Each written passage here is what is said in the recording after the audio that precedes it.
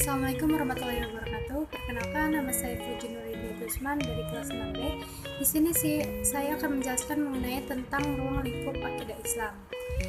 Pengertian akidah Islam menurut bahasa Arab berasal dari kata al-aqdu yang berarti ikatan atau tisku yang berarti kepercayaan. Menurut istilah, akidah merupakan iman yang teguh dan pasti tanpa ada keraguan sedikitpun bagi orang yang meyakininya. Ruang lingkup pembahasan akidah yang pertama ada aspek ilahiyah. Aspek ini meliputi segala yang berkaitan dengan Tuhan, seperti wujud Allah, sifat-sifat Allah, perbuatan, dan nama-namanya. Yang kedua ada kenabian nubuwah, yang berkaitan dengan Nabi dan Rasulullah. Lalu yang ketiga ada aspek rohaniyah, membicarakan tentang segala sesuatu yang bersifat transendental, seperti metafisik, seperti ruh, malaikat, jin, iblis, dan setan. Lalu aspek keempat yaitu aspek samiyah yang membahas tentang sesuatu yang dalil-dalil nakli berupa Al-Quran dan Sunnah. Lalu iman kepada Allah, iman kepada malaikat, iman kepada kitab-kitabnya, iman kepada Rasul, iman kepada hari akhir, iman kepada qada dan qadar. Sumber akidah Islam bersumber dari Al-Quran, As-Sunnah, ijma para ulama, akal sehat manusia. Tujuan berakidah, yang pertama, untuk mengikhlaskan niat ibadah kita hanya kepada Allah Subhanahu wa Ta'ala. Yang kedua, ketenangan jiwa dan pikiran. Yang ketiga, meluruskan tujuan dari perbuatan penyelewengan. Yang keempat, membebaskan akal dan pikiran dari kekacauan yang timbul. Lalu, yang kelima, bersungguh-sungguh dalam segala sesuatu yang baik. Yang keenam, meraih kebahagiaan dan akhirat dengan memperbaiki perilaku dan ketaatan beribadah. Lalu pembahasan selanjutnya yaitu mengenai tentang syariat Islam dan ruang lingkupnya. Pengertian syariat Islam yaitu adalah hukum yang abadi dan berlaku sepanjang masa. Tujuan dari syariat Islam menurut Ali Ahmad Al-Jurjawi mengatakan terdapat 4. Yang pertama yaitu mengenal Allah, mengesahkannya, mengagungkan, dan mensifatinya. Lalu yang kedua, mengatur tata cara ibadah dan penghambaan sebagai pernyataan pengagungan dan rasa syukur. Dan yang ketiga, menyuruh melakukan amar ma'ruf nahi munkar, menghiasi diri dengan akhlak mulia. Yang keempat, mendatangkan hukum sanksi-sanksi. Lalu sumber-sumber syariat, yang pertama ada Al-Quran, Al-Hadis, dan Rayu. Ada 4 klasifikasi syariah. Yang pertama wajib, yang kedua haram, ketiga sunnah, yang keempat ma'ruf. Prinsip-prinsip syariat Islam yang pertama tidak mempersulit, yang kedua mengurangi beban, yang ketiga penetapan hukum, dan yang keempat sejalan dengan kemaslahatan universal, yang kelima persamaan dan keadilan. Lalu ruang lingkup syariat Islam terdiri menurut Zainuddin Ali terdiri dari ibadah, muamalah, jinayah, sisayah, akhlak, dan peraturan lainnya seperti makan, minum, persembelihan, pemeliharaan anak yatim, dan lain-lain. Ya, baik, materi selanjutnya yaitu mengenai tentang akhlak dan ruang lingkupnya. Ya, jadi akhlak adalah segala perbuatan manusia yang dilakukan secara sadar, spontan, tanpa ada paksaan dari pihak manapun. Dan sumber-sumber ajaran akhlak yaitu yang pertama ada Al-Quran dan hadis. Dan ruang lingkup akhlak yaitu mengkaji tentang perbuatan-perbuatan manusia.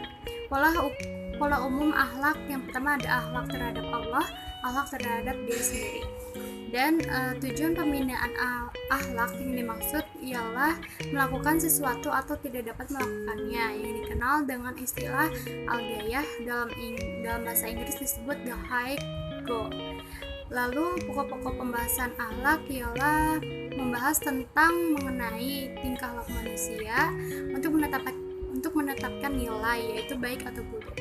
Lalu ada 2 jenis akhlak dalam Islam. Yang pertama ada akhlakul karimah, akhlak terpuji, akhlakul mazmumah yaitu akhlak tercela. Dan karakteristik akhlak yang pertama, akhlak meliputi hal-hal yang umum dan terperinci. Yang kedua universal, yang ketiga akhlak sebagai buah iman, dan yang keempat akhlak menjaga konsistensi dengan tujuan. Tujuan mempelajari ilmu akhlak adalah untuk membersihkan kalbu dari berbagai macam kotoran kalbu seperti hawa nafsu dan amarah sehingga kalbu menjadi bersih dan suci. Ya, lalu pembahasan selanjutnya yaitu mengenai tentang pengertian kedudukan dan ruang lingkup takwa. Takwa menurut penelitian Al-Muqaddasi yaitu artinya antara lain takut, menjaga diri, memelihara, tanggung jawab, dan memenuhi kewajiban. Lalu kedudukan takwa sangat amat penting dalam agama Islam dan kehidupan manusia. Di dalam surat Al-Hujurat ayat 13 Allah mengatakan bahwa manusia yang paling mulia di sisi Allah adalah orang yang paling bertakwa. Lalu ada ruang lingkup takwa. Yang pertama ada hubungan manusia dengan Allah Subhanahu wa taala, hubungan manusia dengan manusia, hubungan manusia dengan diri sendiri, dan hubungan manusia dengan lingkungan hidup.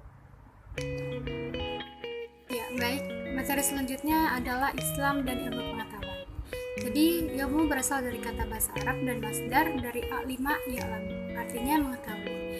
Dan ilmu adalah sandi terutama dari hikmah. Karena itu Allah memerintahkan manusia supaya mencari ilmu ataupun berilmu saat sebelum mengatakan ataupun beramal.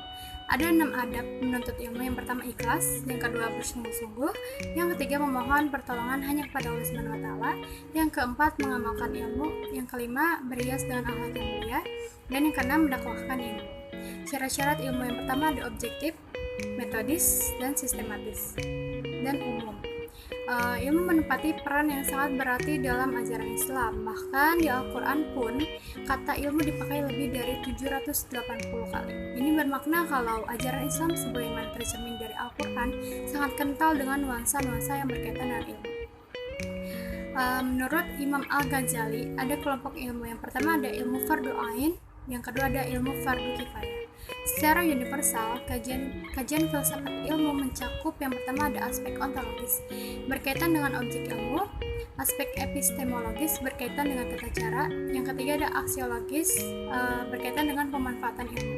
Menuntut ilmu itu sangat besar nilai serta pahalanya, sebab amal ibadah yang tidak dilandasi dengan ilmu yang berhubungan dengan itu hanyalah sia-sia. Bahwasannya menuntut ilmu merupakan kewajiban bagi setiap muslim tanpa membedakan laki-laki ataupun perempuan. Begitu pentingnya ilmu pengetahuan bagi manusia, karena orang beribadah kepada Allah pun harus dengan ilmu. Ya baik, materi selanjutnya mengenai tentang kedudukan akal dan wahyu dalam Islam. Akal adalah peralatan manusia yang memiliki fungsi untuk membedakan yang salah dan yang benar. Akal memiliki banyak fungsi, antara lain yang pertama sebagai tolak ukur akan kebenaran dan kebatilan, sebagai alat untuk menemukan solusi ketika permasalahan datang, sebagai alat untuk mencerna berbagai hal dan cara tingkah laku. Dan kekuatan akal yang pertama contohnya mengetahui Tuhan dan sifat-sifatnya, yang kedua mengetahui adanya kehidupan akhirat, yang ketiga mengetahui bahwa kebahagiaan jiwa di akhirat bergantung pada mengenal Tuhan, dan yang keempat mengetahui wajibnya manusia berbuat baik, lalu yang kelima membuat hukum-hukum mengenai kewajiban-kewajiban itu. Dan wahyu adalah pengetahuan yang didapatkan oleh seseorang dalam dirinya sendiri disertai keyakinan bahwa semua itu datang dari Allah Subhanahu wa taala, baik melalui perantara maupun tidak. Fungsi wahyu yaitu memberi informasi bagi manusia. Informasi di sini yaitu memberi tahu manusia bagaimana cara berterima kasih kepada Tuhan, menyempurnakan akal tentang mana yang baik dan mana yang buruk. Wahyu diyakini memiliki beberapa kekuatan. Karena faktor yang pertama, wahyu ada karena izin dari Allah. Wahyu lebih condong melalui dua mujizat, yaitu Al-Quran dan As-Sunnah. Yang ketiga, membuat suatu keyakinan pada diri manusia. Yang keempat, untuk memberi keyakinan yang penuh pada hati tentang adanya alam gaib. Wahyu turun melalui para ucapan-ucapan Nabi. Kedudukan akal dan wahyu dalam Islam sama-sama penting, karena Islam tak akan terlihat sempurna jika tak ada wahyu maupun akal. Dan kedua hal ini sangat berpengaruh dalam Islam. Baik, materi selanjutnya mengenai tentang kewajiban menuntut ilmu. Ilmu berasal dari kata a'lima ya'lamu ilman, yang artinya mengetahui. Sedangkan lawan dari kata tersebut adalah jahlun, yang berarti bodoh. Menuntut ilmu adalah ikhtiar atau usaha dalam mempelajari ilmu, baik ilmu dunia maupun akhirat, dengan tujuan agar ilmu tersebut bermanfaat bagi dirinya dan bagi juga orang lain. Lalu hukum menuntut ilmu menurut Ibnu Majah disebutkan bahwa kegiatan menuntut ilmu itu bersifat wajib bagi muslim. Adapun hukum menuntut ilmu yang pertama adalah fardu ain dan fardu kifayah. Pentingnya ilmu, ada beberapa hal yang menjadi landasan kenapa sih menuntut ilmu itu sangat penting. Karena yang pertama, perintah membaca dari Allah Subhanahu wa taala. Yang kedua, orang berilmu memiliki kedudukan yang mulia.